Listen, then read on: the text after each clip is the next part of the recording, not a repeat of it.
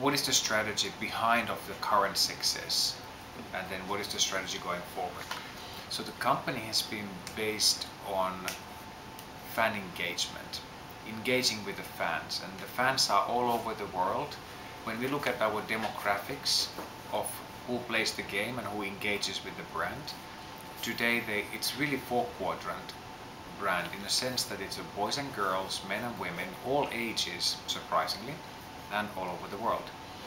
So it gives us a very, very wide platform to address our fan base. And our strategy is very, very simple, because it is about get fans, keep them connected to the Angry Birds family entertainment, which is then games, short animated movies, comics. The devices you can use to connect to the family entertainment of Rovio are TVs, home PCs, laptops, tablets, smart devices, and upcoming feature phones.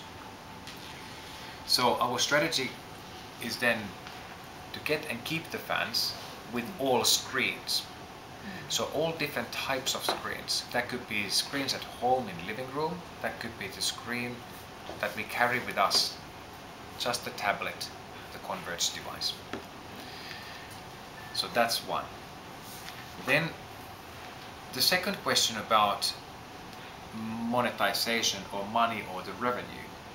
So the second piece of our operational and business strategy is then manage the brand, how the brand looks and feels, and how it's being provided for the fans, and then monetize the brand. Not to monetize the fans, but to monetize the brand.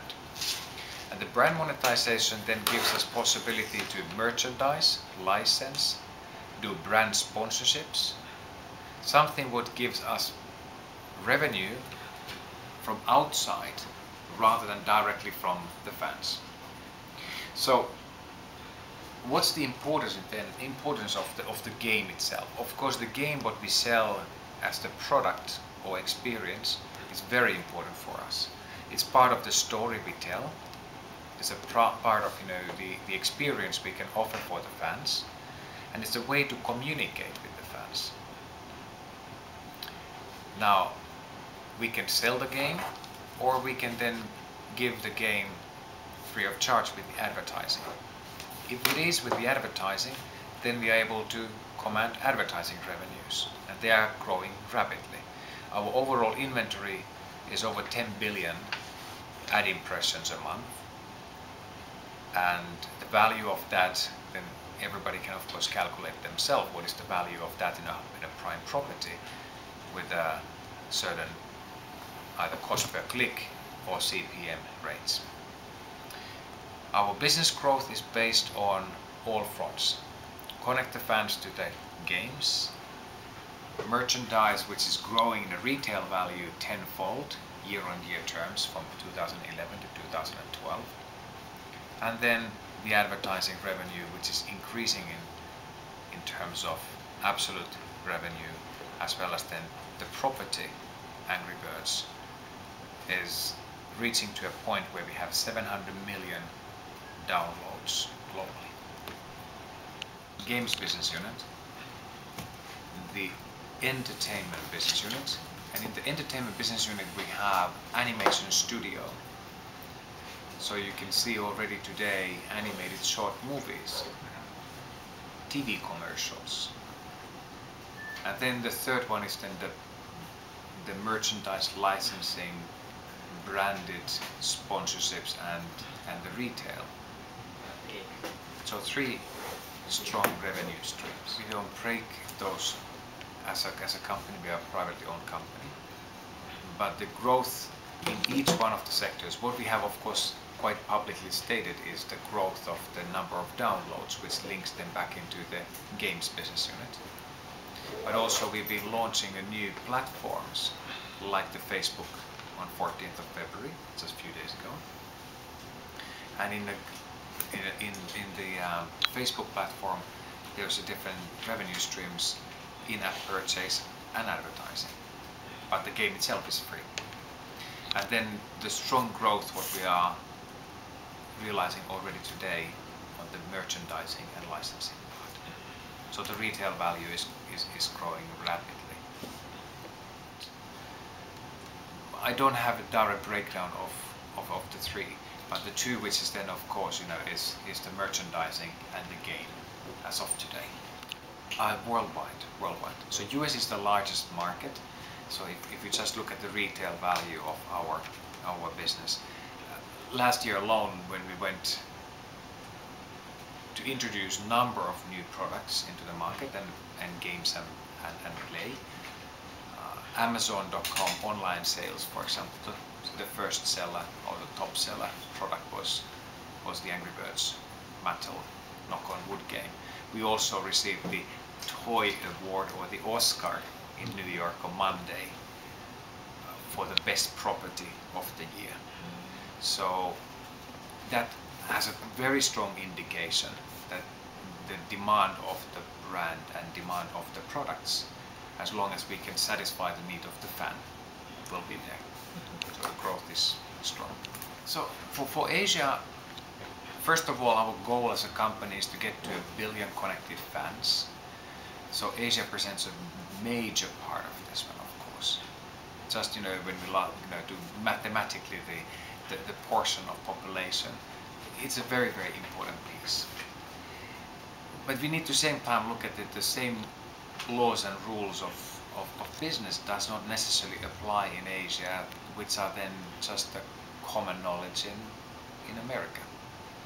So we need to be able to find more local way of operating, and that's why we have a local partners.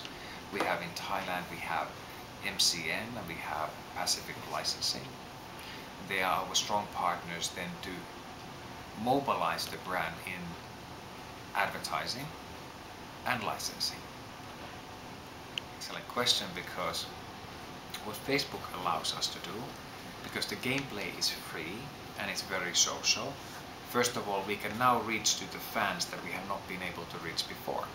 Not everybody carries an iPhone or iPad, and no need to carry anymore, because you can actually go into your Facebook account and you can download the game for free and you can play and you can connect with your friends and you can get it connected to the latest stories of the Angry Birds.